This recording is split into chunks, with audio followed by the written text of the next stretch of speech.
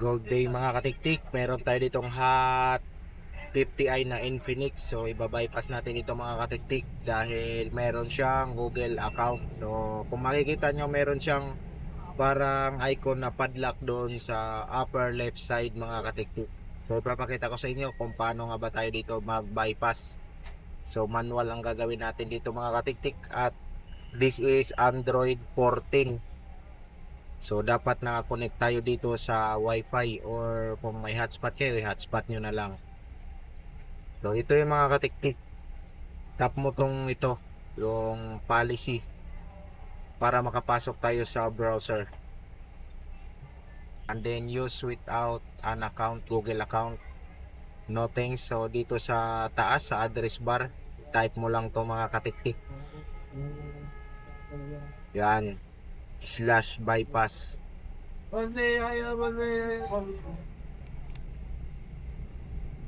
So yung mga katiktik, tap mo yung setting. Ayan, papakita ko sa inyo yung model ng ating phone again. So yan, Hot 50i Infinix, and this, ang model number niya is X6531 at Android 14. So yan, nakita nyo naman mga katiktik. Ayan, punta tayo sa special function, accessibility. I-turn on natin yung accessibility menu. Ayan, turn on, allow, got. Tapos magkaroon tayo nitong parang green. So ayun mga katiktik, ang gagawin natin dito is punta tayo dito sa digital well-being and parental controls. Sa pinakababa, set up parental controls, get started, parent, and then get family link. Tapos itong Palm Store, tap na lang natin tong always pag na-select yung Palm Store.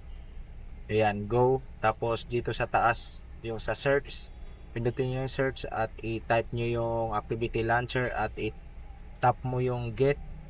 Yan, activity launcher. So dapat ganyan yung logo niya mga katiktik, itong nasa unahan. Tap natin yung get. Magda-download po yan mga katiktik. Hintayin lang natin. Tapos i-open natin. Okay.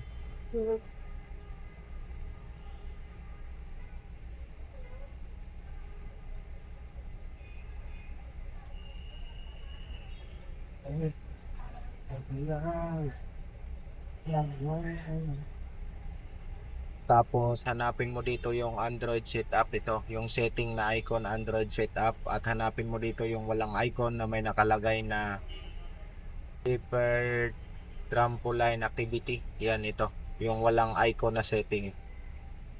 Yan, tapos start mo lang, skip.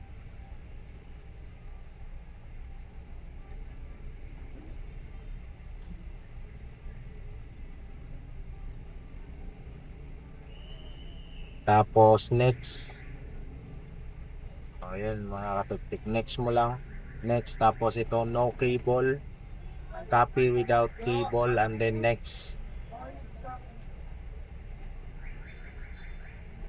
Tapos ito, use my Google account. So dito na portion mga katiktik, kapag nakarating ka dito, pa-comment na lang mga katiktik. At kailangan natin dito ng isa pang Android na cellphone, kahit anong Android na cellphone. Pumunta ka lang sa Google Play Store kung wala ka pang Google. So i-search mo yung Google. Yan, type mo yung Google at piliin mo tong parang letter G na icon. Yan, itong G na icon, yan ito. Tapos i-install mo at i-open. Tapos i-search mo dyan mga katiktik. Type mo lang yung set up my device. Yan, i-type mo set up my device. My device. Tapos search. Yan, tapos next. Antayin natin yan mga katiktik, kusang magkukunik yan sila. Yan, next natin. So naghang mga katiktik, ulitin lang natin pagka ganyan. Dahil yan sa internet, dapat sabayan sila mga katiktik. So ang gagawin natin, ulitin lang natin. I-back lang natin mga katiktik. So back natin. Back natin sila pareho. Kasi hindi dumiretso mga katiktik. Kapag hindi sila mag-connect, kailangan mo lang ulitin, i-back mo lang. Back mo lang hanggang sa mag-detect silang dalawa mga katiktik. Yan. Ulitin mo lang. Try again.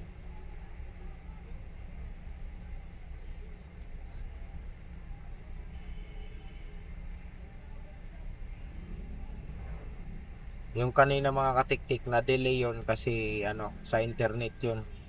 Na delay yung isa. So i-back mo lang siya. Yan.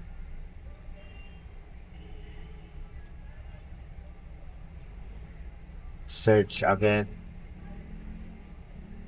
So yan. Next mo lang. So dapat gaganyan yung kanina tapos copy. Enter mo lang yung lock screen ng yung Android cellphone para mat-copy na yan yung Google account na nakalagin dito. Yan, kinapi na niya mga katiktikan. Continue your new device. So kanina kung hindi lang lag yung internet, didiretso na tayo. Eh dahil lag, binaback muna natin para mag-connect ulit yung cellphone.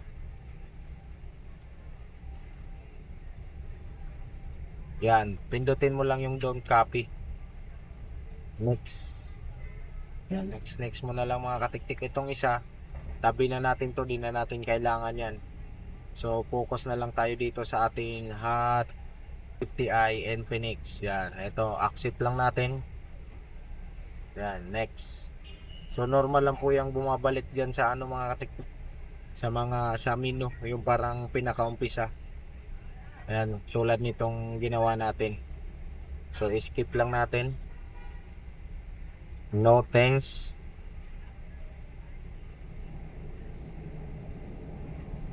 Kusang bumabalik yan sa una mga katiktik. Yan, yung sasabi ko kusang bumabalik. So next mo lang ulit mga katiktik. Set up mo lang.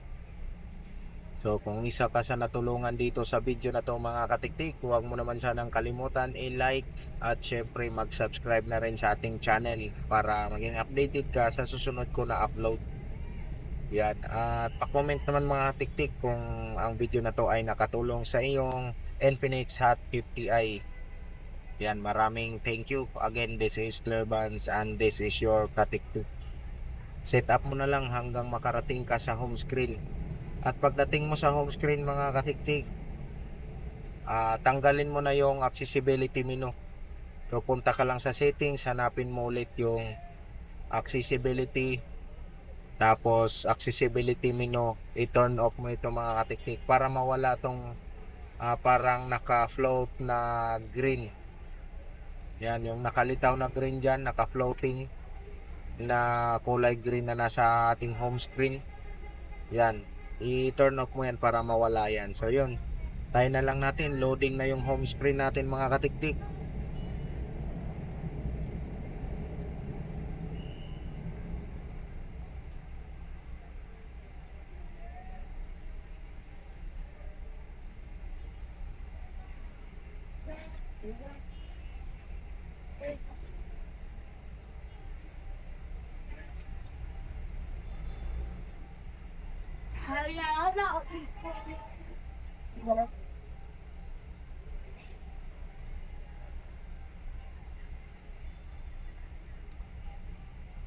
So yun mga katiktik, maraming thank you.